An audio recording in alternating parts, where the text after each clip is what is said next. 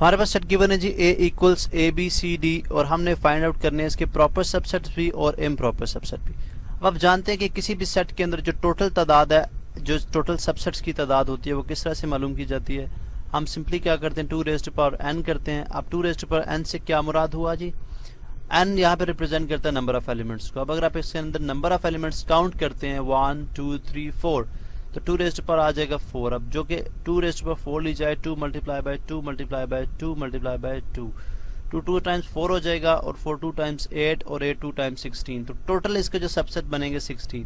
अब आप ये भी जानते हैं कि किसी भी सेट के अंदर जो सबसेट की तादाद होती है वो उसमें जो प्रॉपर सबसेट की तादाद होती है वो 1 less than the total subset होती है। अब 16 है तो इसमें से 1 लेस किया जाए तो कितनी होगी, 15। इसके 15 जो है वो प्रॉपर सबसेट्स होंगे और एक इसका इम्प्रॉपर सबसेट होगा। चूंकि बाय डेफिनेशन जब हम देखते हैं तो प्रॉपर सबसेट वो सबसेट होते हैं जिसके अंदर जो नंबर ऑफ एलिमेंट्स है उनकी तादाद गिवन सेट से कम होती है, और इम्प्रॉपर सबसेट वो होता है जो कि गिवन सेट के बराबर होता है। यानी इन अदर वर्ड्स हम ये कह सकते हैं कि जो इम्प्रॉपर सबसेट होता है वो अपने पेरेंट सेट के इक्वल होता है, वो उसके बिल्कुल एग्जैक्टली इक्वल होता है।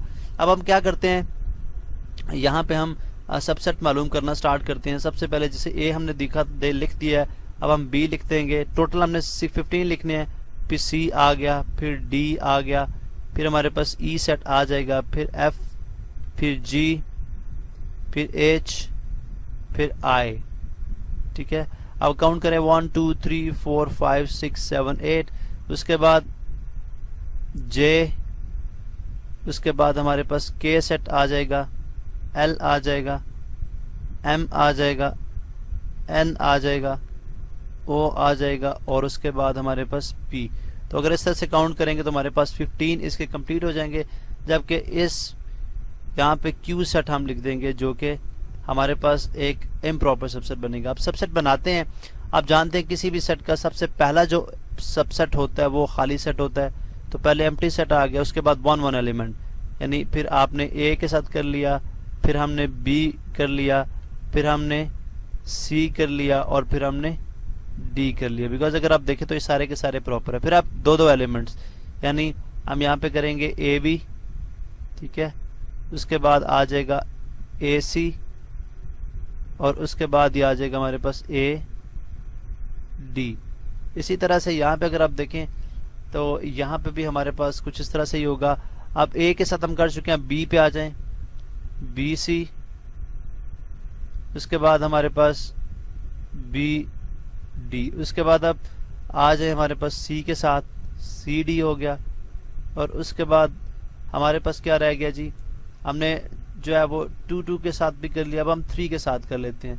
3 में अगर आप देखते हैं तो सबसे पहले हमारे पास बन जाएगा ए बी और सी, उसके बाद आ जाएगा हमारे पास ए सी और डी, उसके बाद आ जाएगा बी सी और डी, और फिर हमारे पास लास्ट में आ जाएगा ए सी डी। हमने कर लिया है, ए बी सी भी कर लिया, बी सी डी भी कर लिया, लेकिन हमारे पास एक रह गया जो कि है हमारे पास, देखें ए बी सी भी हमने कर लिया, बी सी डी भी कर लिया, उसके बाद हमने ए सी डी भी कर लिया।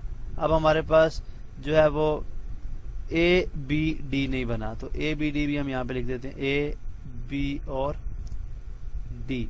अभी हमारे पास टोटल 15 इसके प्रॉपर सबसेट्स हैं और एक इम्प्रॉपर, बिकॉज अब 3 के साथ भी जो पॉसिबल पेयर्स बनते थे वो हमने बना लिए।